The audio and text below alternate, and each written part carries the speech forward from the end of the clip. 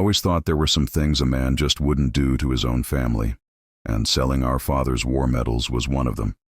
But the older I get, the more I realize people do strange things when they're protecting a truth they're too scared to face. Maybe that's why this memory still smells like dust, brass, and broken trust. If you're still with me, pull up a chair. Stories like this one, well, they don't come easy, but they matter. I heard about the sale from a neighbor. She saw my brother Mark handing a small wooden box to a stranger in a faded green coat. When she described the box, I felt my stomach drop.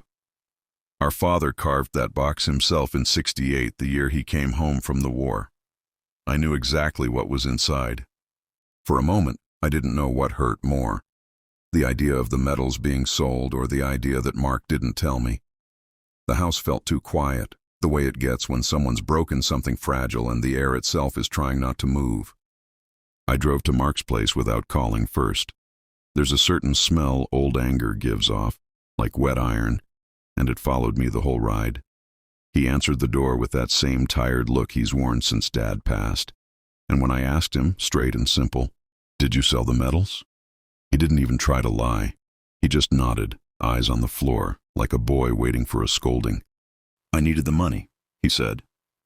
But something in his voice cracked on the word money, and I knew instantly that wasn't the whole truth. Before I could press him, he said the buyer was a collector who lived 2 towns over. He respected Dad's service, he said. He'll take care of them. I didn't buy that.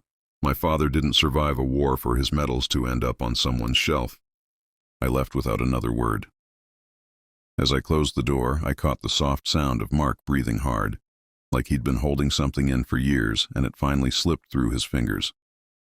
Driving to the buyer's house, a quiet monologue ran in my head. My father's voice, telling me stories of cold nights, metal canteens, and the way fear tastes like copper in the mouth. Those medals weren't just metal. They were pieces of a man who came home different from how he left. Pieces of a man who raised us with hands that trembled some nights for reasons he never shared. When I reached the buyer's house, the man opened the door before I even knocked, as if he'd been expecting me. The smell of pipe tobacco drifted out, sweet, almost comforting. But the way he looked at me wasn't comforting at all.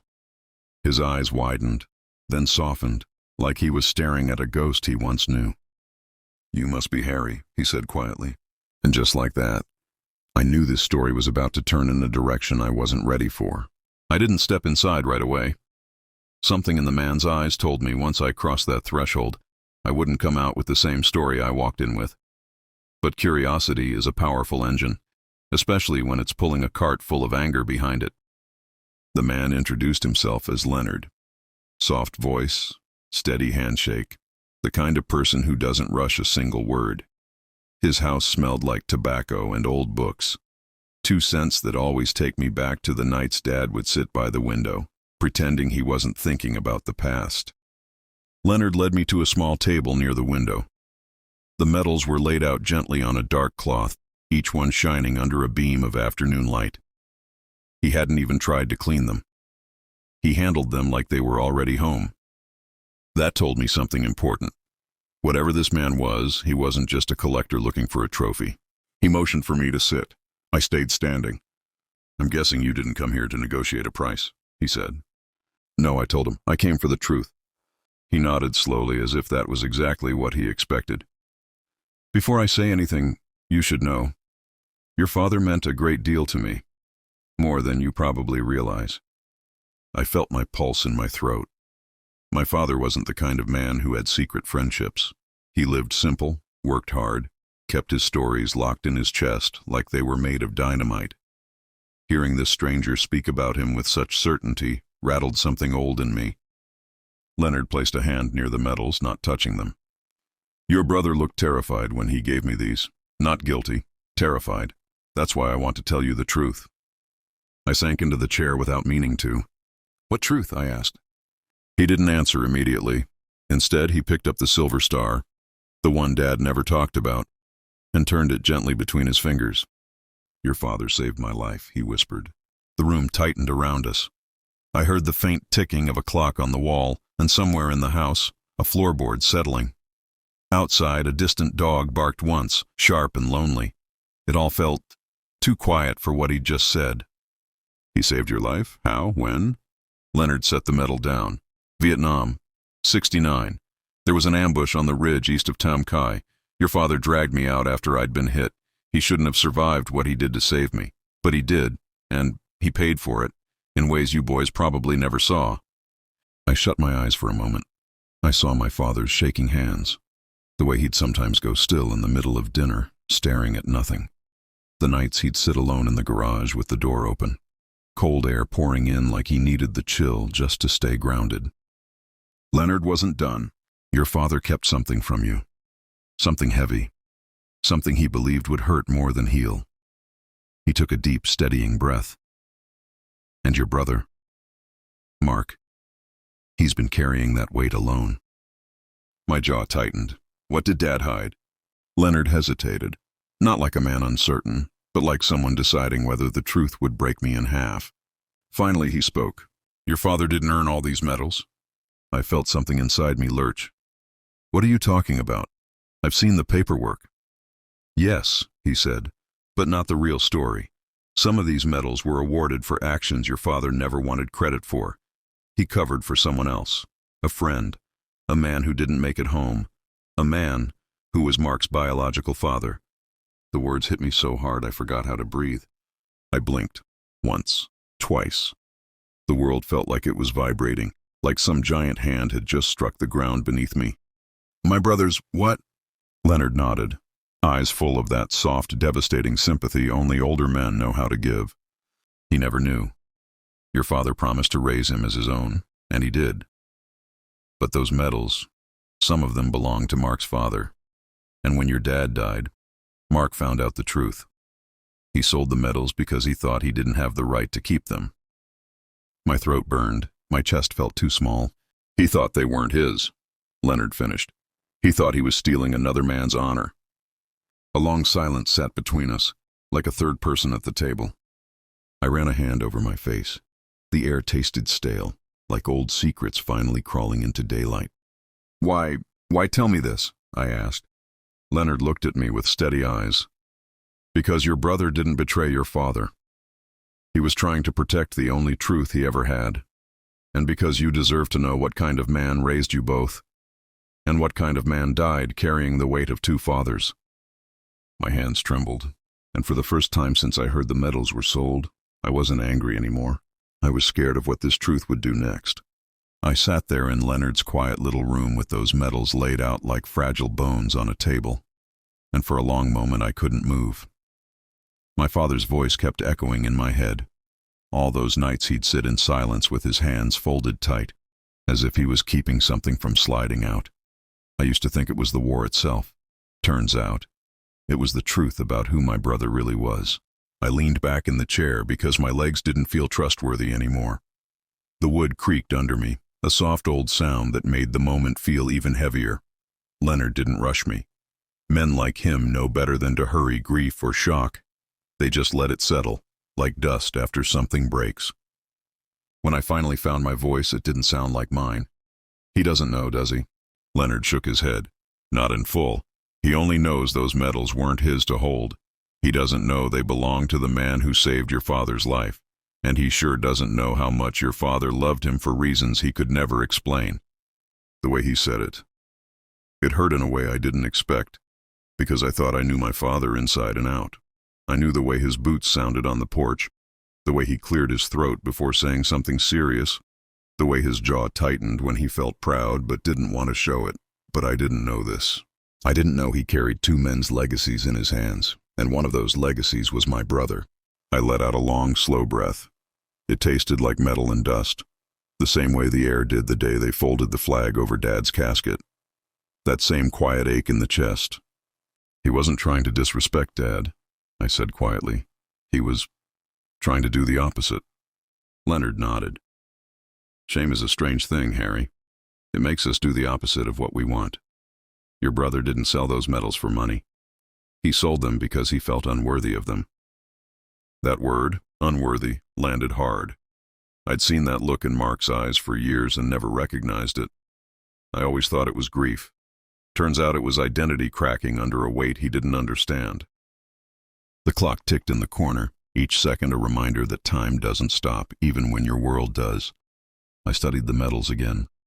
Some edges were worn smooth, some ribbons slightly faded, all of them holding stories I never heard. I found myself reaching out, almost touching one, then pulling back. It felt like I'd be intruding on a conversation that wasn't mine. "What happens now?" I asked. Leonard rested his hands on the table, not on the metals, near them, respectfully, like he knew they didn't belong to him either. "You take them home," he said, "and you give your brother something your father never found the words for." "And what's that?" "Permission to belong." It was such a simple sentence, but it cracked something open in me. Because in all my years I'd never thought about belonging as something someone might not believe they have. I'd always assumed family was automatic. Blood, name, lineage. But maybe Mark never felt any of that was his to claim. I rubbed my palms together slowly. They felt cold despite the warm room. "There's something else in your voice," I said. "Something you haven't told me." Leonard sighed, a long, tired exhale. Then he stood up and walked to a drawer near the bookshelf. I watched his hand hover over it like he wasn't sure he had the right to open it. When he finally pulled it open, I heard a soft scrape of wood on wood.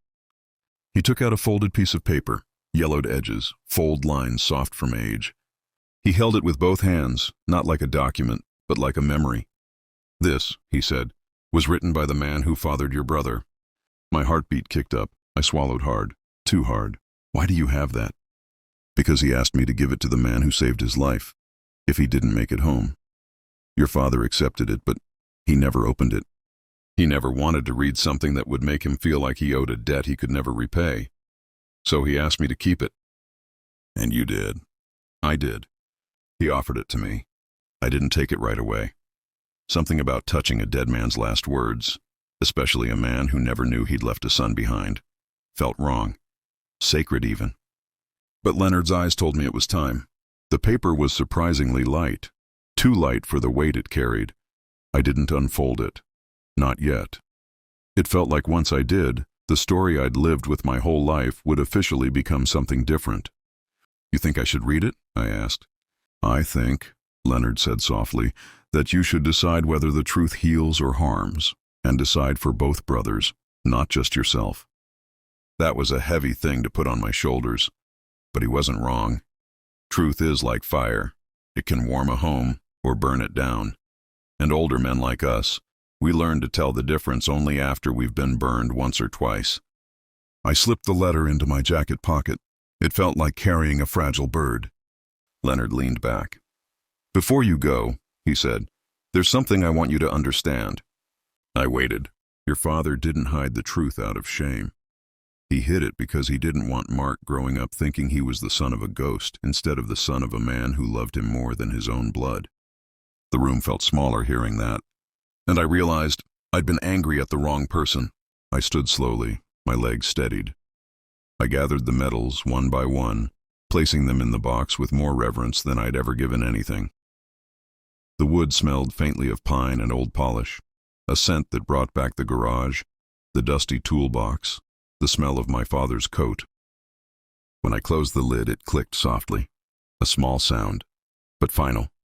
Leonard walked me to the door. The sun outside was lower than I expected, casting long shadows across the yard. Funny how a few hours can feel like a lifetime. As I stepped outside, Leonard said, "Be gentle with your brother. He's been living in the dark for too long." I nodded. "I will." But as I walked to the car, the letter in my pocket felt like a warm coal burning through the fabric. And I knew. The hardest part of this story hadn't even begun. I drove home with the kind of silence that presses against your ribs from the inside. The box sat in the passenger seat, seatbelt fastened like it was a living thing I didn't want sliding around. Every bump in the road felt like an interruption to something sacred, and that letter, that thin piece of paper in my jacket pocket, it felt heavier than the damn box. By the time I pulled into my driveway, dusk had crept in. The sky had that bruised purple color that always reminded me of childhood evenings when Dad would call us in from the yard. Mark wasn't at my house yet. He didn't know I'd gone to see Leonard. But I knew I couldn't put this off. Letting truth sit too long is like leaving milk out. It spoils. I didn't call him. A phone call felt too cowardly for what needed to happen. Instead, I grabbed the box and walked across the yard to his place. We live only 5 minutes apart, but that night the walk felt like a march towards something irreversible. Mark answered the door almost instantly. His face had that tired sag, the kind you get when sleep refuses to sit beside you. He saw the box in my hands and froze. For a second I saw fear, real fear, like he expected an accusation sharp enough to wound. "Harry," he whispered, "I can explain." "No," I said, stepping inside. "This time, you're not explaining. You're listening." He swallowed hard, then nodded. His house smelled like coffee left too long on the burner and a faint coldness. Not from temperature, but from emptiness. There were no pictures on the walls anymore. Just blank spaces. Answers to questions I didn't know I should have been asking. I set the box on the kitchen table. He flinched a little, like the sight of it carried a memory he didn't want revisiting him. "Where did you get it?" he asked, voice small. "I went to the buyer," I said, "and he told me everything." Mark closed his eyes, sucked in a shaky breath. "Damn it." He sat down at the table, shoulders hunched, jaw tight, but there was something softer in him too. Like part of him was relieved the hiding part was over. I sat across from him, but I didn't open the box. Not yet. The silence stretched, thick and heavy. Finally, he whispered, "What did he tell you?" I watched his hands. He kept rubbing his thumb against his palm the way Dad used to when he was holding back something too painful to speak. That scared me more than any confession could. "He told me some of those medals weren't Dad's," I said quietly. "They belonged to your father." Mark's head snapped up, his face drained of color. You know?" "I know," I said. For a long time, neither of us moved. The air felt like it was holding its breath. Then Mark said something I didn't expect. "I didn't sell them because of the truth. I sold them because I couldn't carry it." I leaned back, letting his words settle. "Why didn't you tell me?" He laughed, but it wasn't a joyful sound, more like a dry cough wrapped in bitterness. "Because I didn't know how. I found the envelope in Dad's toolbox 3 months after he passed. Just sitting there, my name on it, and inside was a newspaper clipping, an old photo, a service record. I didn't know what to believe."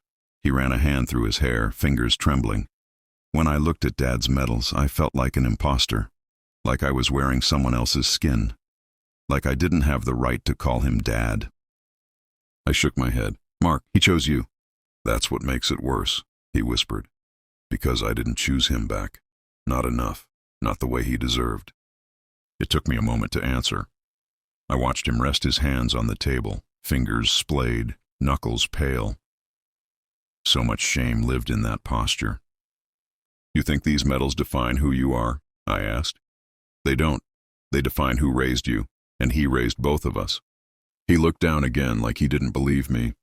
I reached into my jacket and slid the letter onto the table. Mark stared at it like it was radioactive. "What is that?" "The last thing your father, your first father, wrote before he died." Mark didn't touch it, didn't breathe. "Did you read it?" "No," I said, "because that's not my truth to carry, it's yours." For the first time since I'd walked in, he met my eyes. He looked younger suddenly, like the boy who used to follow me around the yard with his shoelaces untied. A boy who wanted belonging more than anything. But something in him resisted. "I don't know if I can." I reached across the table and set my hand on the box.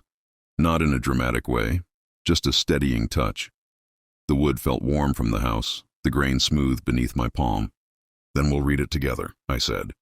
Mark blinked fast, like he was trying not to cry. He nodded, slowly, reluctantly, but he nodded. He opened the letter with hands that shook so badly I had to steady the bottom edge. The paper crackled softly as he unfolded it. I smelled the faint scent of old ink and time, like something kept in a drawer that hadn't been opened in decades. When he finally read the first line, his breath hitched. Then he read the second. By the third, the first tear fell. He kept reading. Some tears slid off his jaw onto the letter. He didn't even wipe them away. He just kept going, his voice cracking like an old radio. When he finished, he held the letter against his chest and let out a sound, a quiet, broken exhale, that said more than any speech could. "What did it say?" I asked gently. He shook his head. "Not yet. I need a minute to understand it." I didn't push. Some truths need to settle before they're spoken aloud. We sat there in silence. The kitchen light hummed softly. Outside, a car passed with a low rumble. Somewhere in the house, a pipe clicked as it cooled. Small, ordinary sounds, but they made the moment feel alive. Eventually, Mark lifted his head. His face was wet, but there was clarity in his eyes now. Something lighter. He said he hoped I'd grow up to be a man my mother could be proud of. He said if he didn't make it home, he trusted the friend who saved his life to raise me right. He said he was grateful I'd have a good man as a father. My throat tightened, hard. He was right. Mark nodded, wiping his eyes. Yeah, he was. He reached out and touched the box, just touched it. Not like he feared it, but like he finally understood it. "Harry, I want to put them back where they belong," he said. "Not with him, not with me. With the man who carried both legacies." I nodded slowly. "Dad?" "Yeah, Dad." And for the first time that night, the words sounded whole. The hardest part was still ahead. But for the first time since this truth surfaced, it felt like something in our family had finally started to heal. I didn't sleep the night before the reading of the letter. I sat in my armchair with the window cracked open, smelling the cold bite of the early morning air drifting in. It reminded me of the mornings my father used to wake us before sunrise so we could help him polish his boots in the kitchen. The smell of metal polish, leather, and fresh coffee are all tangled up in my memory.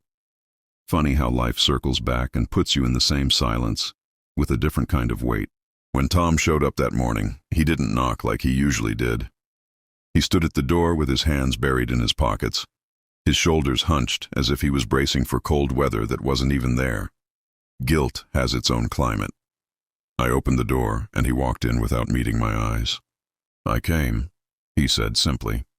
His voice had that hollow sound, the kind men get when they've been rehearsing their own defense all night and finally run out of steam. I didn't say much. I just poured 2 coffees and placed Dad's letter on the table between us. The envelope was thin, but somehow felt heavier than anything else I'd ever held. The room was quiet, except for the old wall clock that clicked with a sharp, steady beat, like it was giving us a countdown. "We'll read it together," I told him, like Dad would have wanted. He swallowed hard. His eyes were red, and I could see the shame sitting inside them. I've seen that look before, on soldiers, on fathers, on broken men who didn't know how to step back across the line they crossed. My brother wasn't a monster. He was a man who'd made a terrible decision when life cornered him. Greed, fear, desperation, they all mix the same once you stir them long enough. I opened the envelope. Dad's handwriting was shaky but still sharp, still unmistakably his. The paper smelled like the cedar box he kept his letters in. I started reading. "My boys, if this letter is being opened, then I know you're searching for something of mine. I hope it's not my medals. I hope those stayed where they belonged. But if they're gone, don't be angry with each other. Be angry with me. I waited too long to explain something you deserve to know." Tom stiffened, and I could hear his breath tremble. I continued reading. There were 2 sets of medals. One you knew about. One you didn't. The real ones are locked away at the VFW hall under my name. The set in my box, those were replicas, not worth a thing except memories. If one of you ever sold them, that's the mistake of a man who forgot what truly has value. And that's a mistake I've made myself too many times. Tom looked like someone had punched the sound out of him. His mouth opened, then closed again. His hands shook. He covered his eyes with his palms. I kept reading, even though my own voice was starting to break. "Your mother made me promise that if anything ever divided you boys, I'd leave you a way back to one another. If you're reading this, then this is the moment. Heal it. Don't let my legacy become something you use to measure who failed and who didn't." The rest of the letter was short, simple words from a complicated man. But the silence after I read it felt thick enough to slice with a knife. Tom slowly lifted his face. Tears clung to his eyelashes, and his voice cracked as he whispered, "Harry, I didn't know. I swear, I didn't know." "I know," I told him. That was the moment the anger in me loosened. Not disappeared, but loosened, like a knot that had been tugged for years finally finding a way to breathe. I'd carried resentment for so long that I didn't know what to do with the sudden space it left behind. Tom wiped his face with his sleeve. I'll make this right. I don't care how long it takes. I'll go back to the man I sold them to and... I stopped him gently. The buyer already told me the truth. He was covering you until you were ready to face it yourself. Dad's medals are safe at the hall. Tom's face collapsed into a mix of relief and humiliation. I don't deserve any forgiveness. No, I said, you don't, but you deserve the chance to earn it. That was our father's quiet wisdom shining through both of us. Forgiveness isn't a gift, it's a road. Some men walk it fast, some crawl, but you still move. We drove to the VFW hall together later that afternoon. The place smelled like old wood, cigarettes from decades past, and coffee burned down to the bottom of the pot. The commander on duty unlocked the cabinet and handed me the real medals. The metal was cold against my palm, heavy, real. Tom stared at them like he was looking at Dad himself. I want you to hold them, I told him. He shook his head. I don't deserve that either. Maybe not, but you're still his son. He reached out with both hands, slow, trembling, and held them the way a man holds something sacred. I watched him. For the first time in years, he didn't look lost or small. He just looked like my brother again. We stood there quietly, letting the moment settle. The fluorescent lights buzzed overhead. A fan clicked in the corner. Outside, a dog barked twice and went silent. Just little sounds that anchor you, remind you the world keeps spinning while you're figuring out how to put yourself back together. On the drive home, Tom spoke softly. I'll spend the rest of my life making sure Dad's story is told right. That's all he ever wanted, I said. When we reached my house, he put a hand on my shoulder. It was the same hand that used to push toy trucks beside mine on the living room floor. Life gets heavier, but brothers stay brothers. If you ever need me, Tom said, voice firm for the first time in a long time, I'm there. I nodded. Good, because the next story I'm telling, you're a part of it. And now, so are you, my friend listening on the other side of this screen. Stories like this, they're not just memories, they're reminders. That families break, but they can heal. That shame can ruin a man, but honesty can rebuild him. That the people we love the most are the ones who can hurt us the deepest and still be worth forgiving. If this story reached you, stay close. There's another truth waiting just around the corner, and I'd be honored to tell it to you. Pull up a chair next time. Grandpa Harry will keep the porch light on.